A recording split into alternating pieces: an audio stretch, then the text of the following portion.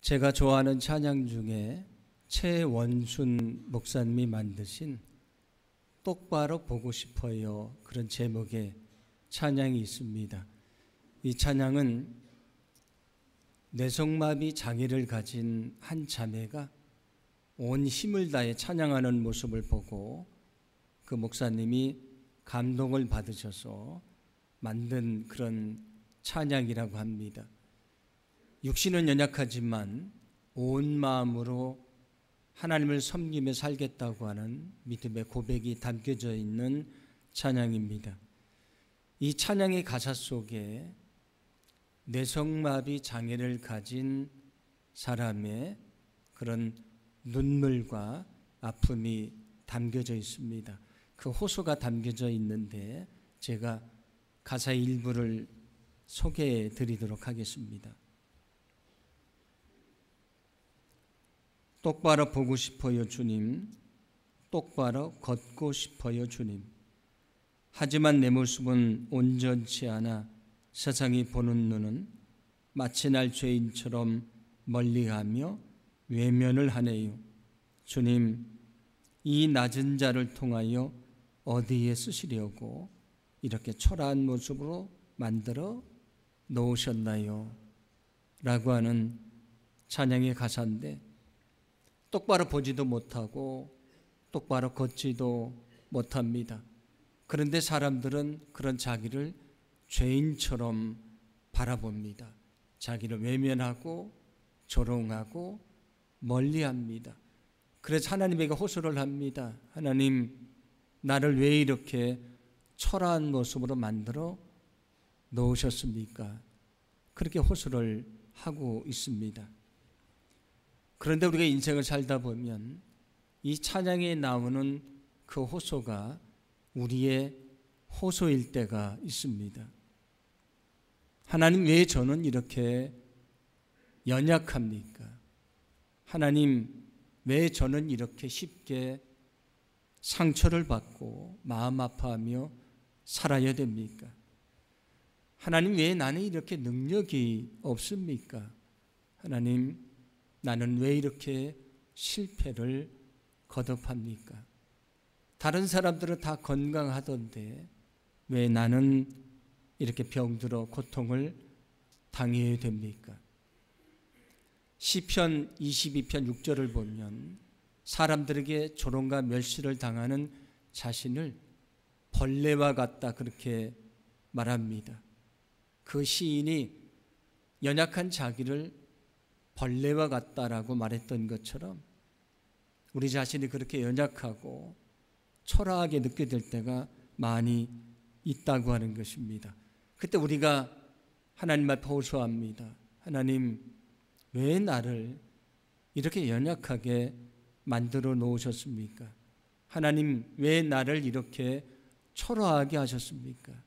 하나님, 왜 나를 이렇게 무가치한 존재로 만들어 놓으셨습니까?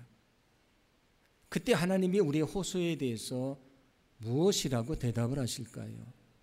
우리의 호소에 대해서 하나님이 무엇이라고 대답을 하실까요? 오늘 말씀은 바벨론의 포로로 잡혀 있던 유다 백성들에게 주신 말씀입니다. 그들이 포로로 잡혀 살아가는데 금방 고향으로 갈 줄 알았습니다. 그런데 그 시간이 점점 길어지게 됩니다. 어쩌면 다시 고향에 갈 수 없다고 하는 두려운 마음이 들기 시작을 합니다. 포로 생활에 이제 너무 지쳐버렸습니다. 그래서 하나님에게 호소를 합니다. 왜 우리를 이렇게 연약하고 초라하게 만드셨습니까? 우리가 언제까지 이렇게 멸시와 조롱을 받으며 살아야 됩니까? 하나님, 우리에게는 전혀 희망이 없는 것입니까? 그렇게 호소를 하는데 오늘 이 말씀은 그런 호소에 대한 하나님의 대답입니다. 하나님이 그들에게 뭐라고 말씀해 주시는가? 오늘 성경은 여러 가지를 말씀하는데 먼저 1절 말씀을 보시면 이렇게 말씀합니다. 함께 봉독합니다. 나의 종 야곱, 내가 택한 이스라엘아, 이제 들으라. 아멘. 여기 야곱은 야곱의 12 아들을 통해서 12지파가 이루어지게 됩니다. 그 12지파를 통해서 이루어진 이스라엘 민족을 지칭하는 말입니다. 그런데 하나님이 그들을 향해 뭐라고 말씀하시냐면 너희는 나의 종이라고 말씀을 하십니다. 그런데 지금 포로로 잡혀있는 그들은 누구의 종으로 살아갑니까? 바벨론 왕의 종으로 살고 있습니다. 바벨론의 종으로 살고 있습니다. 그런데 하나님이 말씀하시는 것입니다. 아니다. 너희는 바벨론의 종이 아니고 너희는 나의 종이다. 내가 너의 주인이다. 그러니 주인된 내가 너를 지켜줄 것이다. 너를 보호할 것이다. 그런 약속의 말씀입니다. 너희는 내가 택한 자라고 말씀을 합니다. 내가 택한 자라고 하는 것은 너희들은 세상에 버려진 존재가 아니다. 너희는 내가 특별히 선택한 아주 존귀한 자라는 것을 말씀해 줍니다. 오늘 2절은 또 이렇게 말씀하는데 함께 봉독합니다. 너를 만들고 너를 모태에서부터 지어낸 너를 도와줄 여호와가 이같이 말하노라. 나의 종 야곱, 내가 택한 여수르나 두려워하지 말라. 아멘. 여기도 몇 가지를 말씀하는데 먼저 뭐라고 말하냐면 너희는 내가 모태에서부터 만든 자다. 너희는 내가 만든 자다. 그렇게 얘기를 합니다. 세상을 지배하시는 전능하신 하나님이 우리를 만드셨다는 얘기는 너희는 결코 하찮은 존재가 아니다. 너희는 무가치한 존재가 아니다. 너희는 아주 소중하고 존귀한 자다. 그런 얘기입니다. 그래서 하나님이 이어서 말씀하십니다. 그래서 나는 너희를 외면하지 않을 것이다. 나는 너희를 도울 것이라고 약속을 하십니다. 또 오늘 성경은 뭐라고 말씀하시냐면 이스라엘 백성들을 여수룬이라고 그렇게 지칭을 합니다. 아까 야곱이란 것은 한 사람의 이름만이 아니고 이스라엘 민족 전체를 지칭할 때도 야곱이라고 한다고 말씀을 드렸습니다. 그런데 야곱이란 말의 뜻은 무엇입니까? 우리가 잘 아는 대로 속이는 자라는 뜻입니다. 그런데 여수룬이라고 지금 이스라엘 민족을 부르는데 여수룬의 뜻이 뭐냐면 올바른 자, 정직한 자라고 하는 뜻입니다. 그래서 하나님이 그들을 여수룬이라고 부르는 것은 뭘 말씀하는 것이냐면 너희는 속이는 자, 야곱이 아니고 여수룬, 올바른 자다. 너희는 존귀한 자다. 너희는 거룩한 자다. 내가 너희를 그렇게 여긴다고 하는 말씀입니다. 하나님이 그들을 그렇게 거룩하고 소중하게 여겨주신다고 말씀을 합니다. 오늘 3절과 4절도 이렇게 말씀합니다. 함께 봉독합니다. 나는 목마른 자에게 물을 주며 마른 땅에 시내가 흐르게 하며 나의 영을 내 자손에게 나의 복을 내 후손에게 부어주리니 그들이 풀 가운데서 솟아나기를 시냇가에 버들같이 할 것이라. 아멘. 여기도 몇 가지를 말씀하는데 너희가 소중하기 때문에 목마른 사람에게 물을 주는 것처럼 나는 너에게 물을 줄 것이다. 이것은 포로 생활에 지친 너희들을 내가 위로해 줄 것이다. 그런 말씀입니다. 그리고 마른 땅에 시내가 흐르게 되는 것처럼 내가 할 것이다. 마른 땅에 시내가 흐르면 그 땅이 다시 살아나지 않습니까? 내가 너희를 회복시켜 주실 것이다. 그런 약속의 말씀입니다. 나의 영, 하나님의 영을 너희 자녀들에게 부어줄 것이다. 성령은 우리에게 능력을 주시는 분이신데 너희는 연약한 자가 아니다. 내가 너에게 능력을 주겠다. 그런 약속입니다. 그리고 또 뭐라고 말씀합니까? 나의 복을 너의 후손들에게 부어줄 것이다. 너희가 우리는 참 불행하다고 생각하지만 결코 그렇지 않다는 것입니다. 하나님께서 너희에게 무한한 복, 영원한 복을 주실 것이다. 그렇게 말씀해 주고 있습니다. 오랜 포로 생활에 사람들이 지쳐 있습니다. 자신들을 너무 연약하다고 생각을 합니다. 너무 무가치하다고 생각을 합니다. 자신들이 너무 초라하다고 생각합니다. 그때 하나님이 그들에게 들려주신 말씀이 오늘 성경의 말씀입니다. 그런데 앞에서 말씀드렸던 것처럼 우리 인생을 살다 보면 우리 자신에 대해서 그렇게 느낄 때가 있습니다. 내가 너무 연약하다. 내가 너무 초라하다. 심지어 내가 너무 무가치하다고 느낄 때도 있습니다. 그 감정을 이기지 못하면 어떻게 되는가? 어떤 사람은 그 마음을 이기지 못하고 스스로 죽음을 선택을 합니다.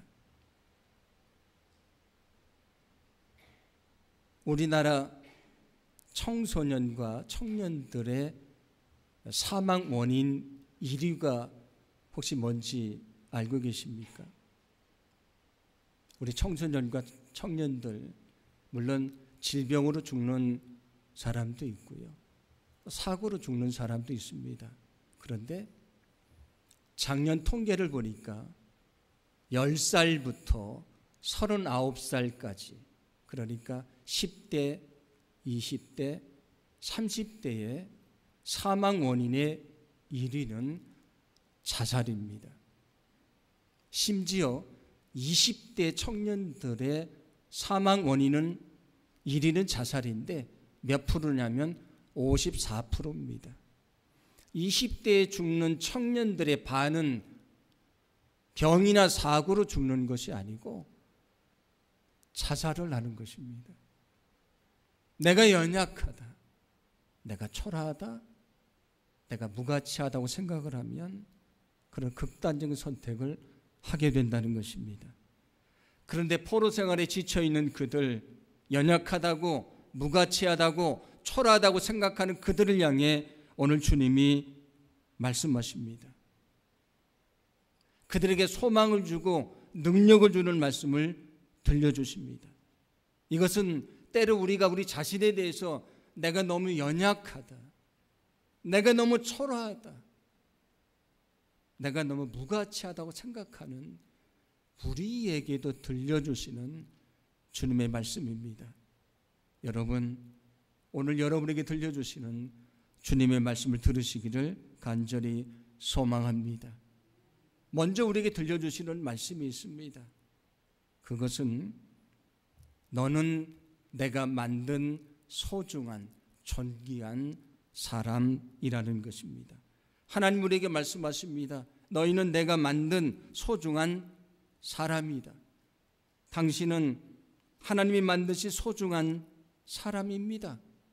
당신은 하나님이 만드신 소중한 사람입니다. 당신은 초라하지 않습니다. 무가치하지 않습니다. 당신은 하나님이 만드신 소중한 사람입니다. 이사야 43장 1절도 이렇게 말씀합니다. 함께 봉독합니다. 야곱아, 너를 창조하신 여호와께서 지금 말씀하시느니라. 이스라엘아, 너를 지으신 이가 말씀하시느니라. 너는 두려워하지 말라. 내가 너를 구속하였고 내가 너를 지명하여 불렀나니 너는 내 것이라. 아멘. 하나님이 우리를 향해 말씀하십니다. 내가 너를 만들었다. 그래서 너는 내 것이다. 그래서 너는 존귀한 자다. 너는 결코 두려워하지 말라고 말씀해 주십니다.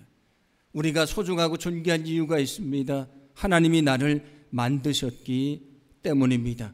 그래서 하나님이 우리를 이렇게 여기신다고 말씀합니다. 이사야 43장 4절 말씀을 함께 봉독합니다. 내가 내 눈에 보배롭고 존귀하며 내가 너를 사랑하였은즉 내가 내 대신 사람들을 내어주며 백성들이 내일 생명을 대신하리니.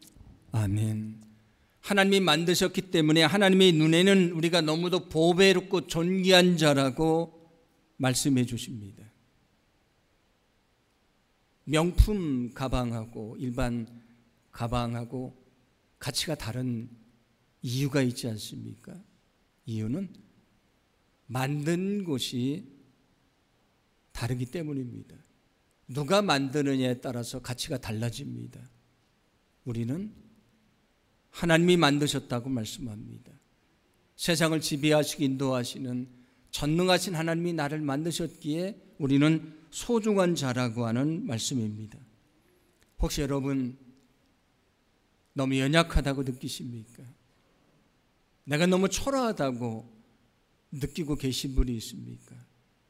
혹시 내가 너무 무가치하다고 느끼는 분이 있습니까? 여러분 결코 그렇지 않습니다. 여러분은 이 세상에 가장 소중한 사람입니다. 왜냐하면 하나님이 여러분을 만드셨기 때문입니다.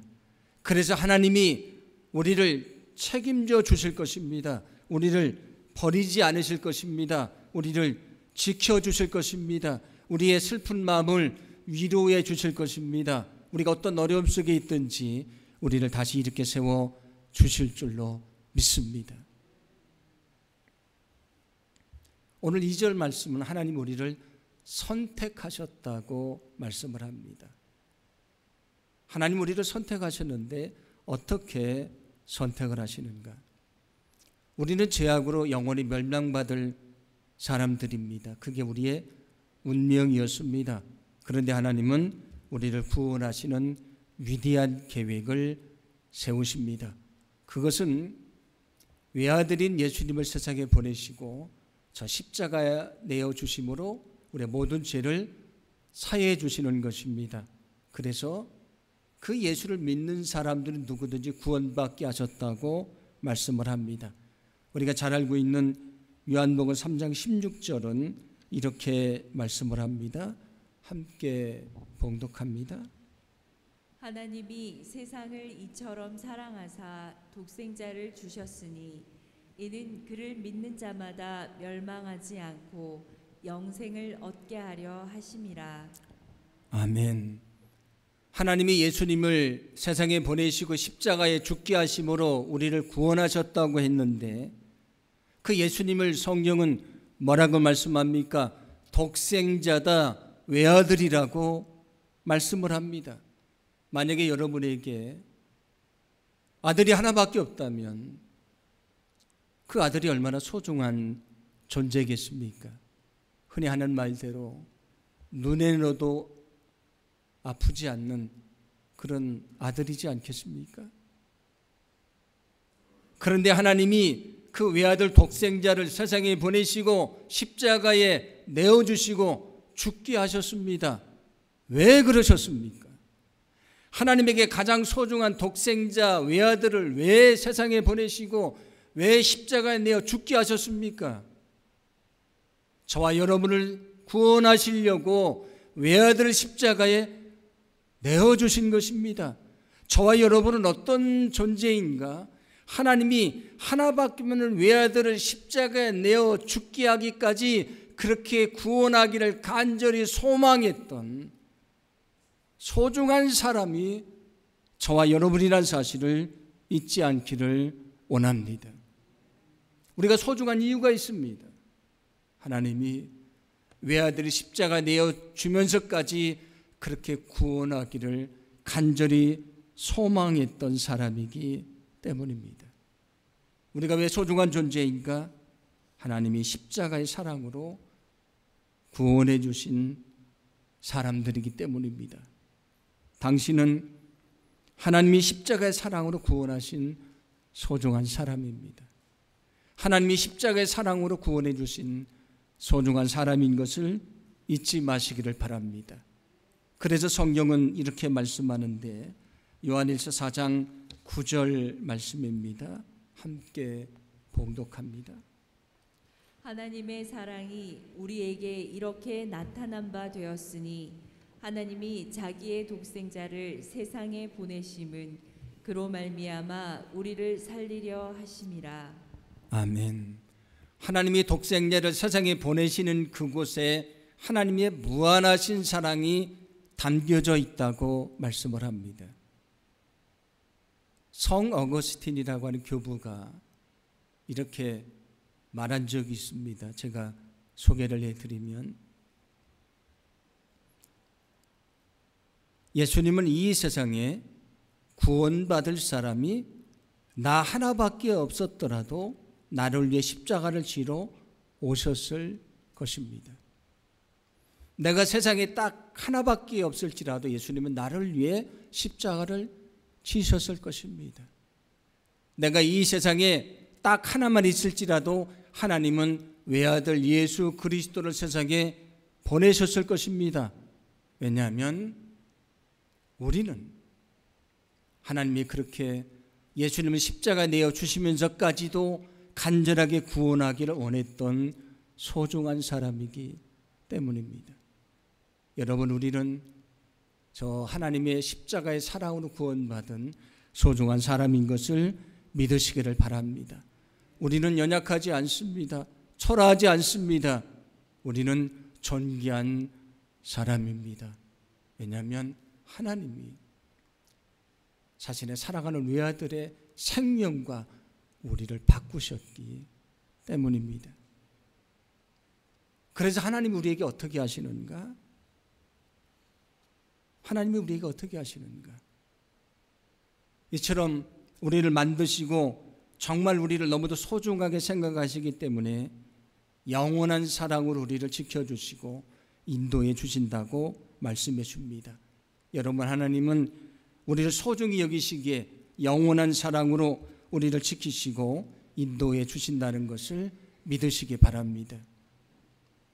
그래서 예레미야 선지자도 이스라엘 백성들이 이제 포로에서 돌아올 것이다 라는 말씀을 전파를 하면서 하나님이 이렇게 말씀하셨다고 말합니다. 예레미야 31장 3절 말씀인데 함께 봉독합니다. 나 주가 먼 곳으로부터 와서 이스라엘에게 나타나 주었다. 나는 영원한 사랑으로 너를 사랑하였고 한결같은 사랑을 너에게 베푼다. 아멘. 나는 영원한 사랑으로 너를 사랑하였다. 나는 한결같은 사랑으로 너에게 사랑을 베풀 것이라고 약속하십니다. 여러분, 이것이 하나님이 만드시고 하나님이 구원하신 우리에게 주시는 놀라운 주님의 축복인 것을 믿으시기를 바랍니다. 우리가 인생을 살다가 우리 자신에 대해서 너무 연약하다고 느낄 때가 있습니다. 내가 너무 능력이 없다고 느낄 때도 있고요. 실패 속에서 우리가 자책을 할 때도 있습니다. 병든 몸으로 때로는 우리가 탄식하며 살 때도 있습니다. 그때 하나님 앞에 호소를 하지요. 왜 나를 이렇게 연약하고 초라하게 만들어 놓으셨습니까? 그때 하나님 우리에게 들려주시는 말씀이 있습니다. 아니다. 너는 내가 만든 소중한 사람이다. 내가 외아들 예수를 십자가에 내어주면서까지 구원하기를 원했던 넌 그렇게 존귀한 자라고 말씀해 주십니다. 그러니 내가 이제 영원한 사랑으로 너를 지켜줄 것이다. 너를 인도해 줄 것이다. 약속해 주십니다. 여러분 주위를 둘러보시기 바랍니다. 스스로 초라하다고 느끼는 사람이 있습니까? 연약하다고 느끼는 사람이 있습니까? 희망을 잃어버린 사람들이 있습니까? 자기를 무가치하다고 느끼는 사람들이 있습니까? 그들에게 다가가서 여러분 말씀하시기 바랍니다. 당신은 결코 초라한 존재가 아닙니다. 당신은 하나님이 만드신 소중한 사람입니다. 외아들 예수님을 십자가에 내어주면서까지 그렇게 구원하기를 원하시는 당신은 소중한 사람입니다. 그 하나님이 당신과 함께 하실 것입니다. 당신에게 힘을 주실 것입니다. 당신에게 희망을 주실 것입니다.